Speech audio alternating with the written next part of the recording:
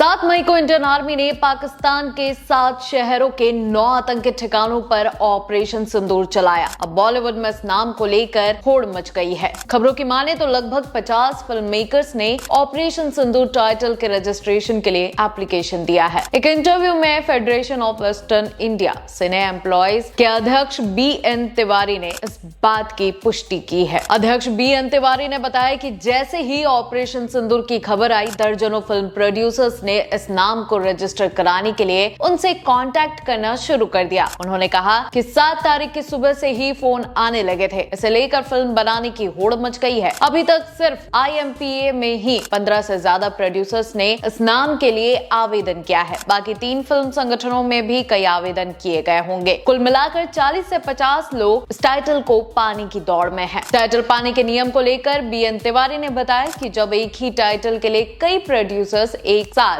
Apply करते हैं तो नियम ये कहता है कि सबसे पहले जिसने आवेदन किया है उसे पहली प्रायोरिटी दी जाए। उन्होंने बताया कि ऑपरेशन सिंदूर का टाइटल एक ही को मिलेगा, बाकी लोग उसमें बदलाव कर सकते हैं, जैसे कि देश का सिंदूर, इंसाफ का सिंदूर या ऑपरेशन सिंदूर, एक सच्ची कहानी वगैरह। लेकिन जो शुद्ध रूप से ऑपरेशन सिंदूर है वो किसी एक ही को मिलेगा। BN तिवारी ने कहा कि यह टाइटल खुद प्रधानमंत्री द्वारा दिया गया था। कई प्रोड्यूसर्स चाहते हैं कि इस टाइटल को ट्रेडमार्क करा लिया जाए ताकि कोई और इसको यूटिलाइज ना कर सके। उन्होंने बताया कि कई लोग इसे अपना प्रोडक्शन हाउस का नाम भी बनाना चाहते हैं। जब सवाल पूछा गया कि क्या पहले भी ऐसा हुआ है जब एक ही सब्जेक्ट पर इतने प्रोड्यूसर्स एक साथ अप्रोच किए हों, तो उन्होंने बताया कि ये पहली बार हुआ है। इस बार का पैमाना बहुत बड़ा है। कोई स्क्रिप्ट लिख रहा है, कोई गाना, कोई वेब सीरीज का विचार बना रहा है, और ये सब इसलिए भी है क्योंकि ऑपरेशन सिंदूर वर्ल्ड का सबसे सक्सेसफुल मिलिट्री ऑपरेशन माना जा रहा है। वहीं रिलायंस इंडस्ट्रीज ने भी 7 मई को ऑपरेशन सिंदूर के लिए ट्रेडमार्क का आवेदन दिया था। हालांकि रिलायंस इंडस्ट्रीज ने 7 मई को ऑपरेशन सिंदूर के लिए दिया गया ट्रेडमार्क का जो आवेदन है उसे वापस ले लिया है। यह आवेदन क्लास 41 के तहत किया गया था, यानी ट्रेडमार्क मिलने के बाद एंटरटेनमेंट और कल्चरल एक्टिविटीज के लिए इस शब्द का इस्तेमाल केवल रिलायंस ही कर सकता था। रिलायंस ने कहा, हमारा ऑपरेशन सिंदूर को ट्रेडमार्क करने का कोई इरादा नहीं है। यह एक ऐसा शब्द है जो अब भारतीय वीरता के प्रतीक के रूप में राष्ट्रीय चेतना का हिस्सा बन चुका है। रिलायंस इंडस्ट्रीज की एक यूनिट जियो स्टूडियो ने अपना ट्रेडमार्क आवेदन वापस ले लिया है, जिसे अनजाने में एक जूनियर व्यक्ति द्वारा बिना अनुमति के दायर कर दिया गया था। BN तिवारी ने इस मौके पर यह भी कहा कि पाकिस्तान से जुड़े किसी भी आर्टिस्ट या यूट्यूबर को भारत में कोई स्टेज नहीं मिलना चाहिए। उन्होंने कहा कि हमारा स्टैंड साफ है, नेशन फर्स्ट। हमने पहले भी लेटर लिखा था और अब भी प्रकाश राज जैसे लोगों को